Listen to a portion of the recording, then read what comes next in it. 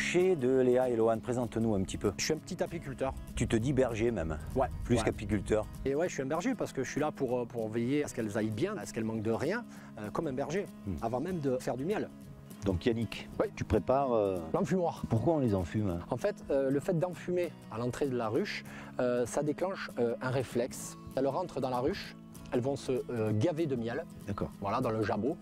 Et si jamais virtuellement le feu continue à se rapprocher des ruches, elles vont carrément quitter les ruches. Le temps où elles sont occupées à faire des réserves, on va dire, ben nous on va pouvoir travailler. C'est quoi le miel exactement? C'est tout simplement le nectar qu'il y a dans chaque fleur, d'accord, que les abeilles vont venir chercher, ramener à la ruche, et après elles vont l'assécher, parce que le nectar c'est très liquide, hein, voilà, et ça va devenir du miel. Là j'ai fait simple. Hein. Pourquoi l'abeille fabrique du miel? Pour sa survie.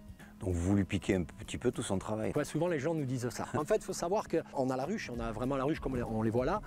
Donc la partie du bas où elles vont rentrer le miel et où il y a le couvain, le pollen, toutes ces choses-là, on n'y touche pas. Enfin, en tout cas, moi, pour ma part, je n'y touche pas. C'est à elles et justement, elles en ont besoin pour passer l'hiver. Moi, je vais prendre l'excédent, c'est-à-dire ce qu'elles vont mettre sur la hausse que je vais placer au-dessus de la ruche.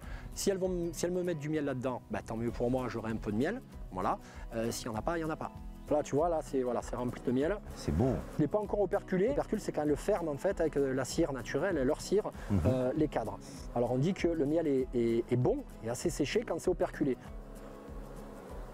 Tu vois, c'est un miel, voilà, il est épais, on le voit. Hein. Ouais. Donc là, c'est un miel qui est mûr. Hein. Yannick, je suis ravi. Merci pour cette belle visite de ruche. Bah, avec plaisir. Merci les filles. On vous laisse.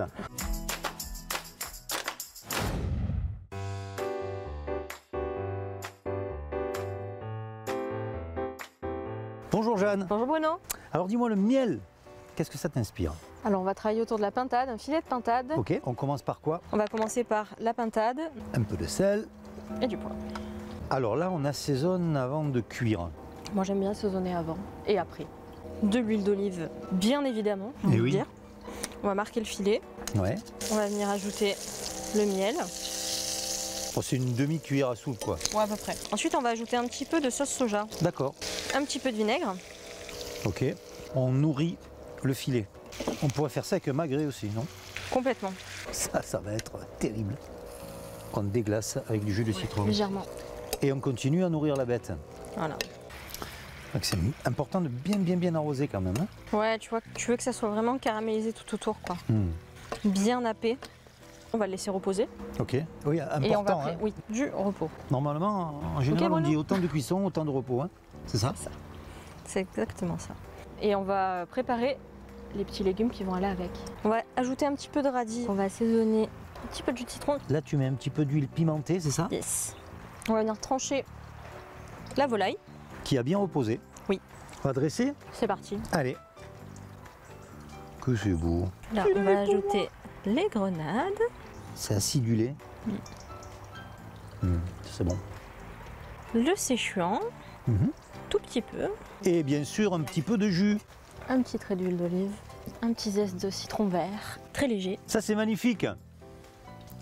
Eh bien, goûtons. Trempe un peu dans le jus. Ça, c'est une merveille. Je te remercie, Jeanne. Vraiment. Merci Bruno. Et puis à bientôt. Hein. Dans les toquets du Sud.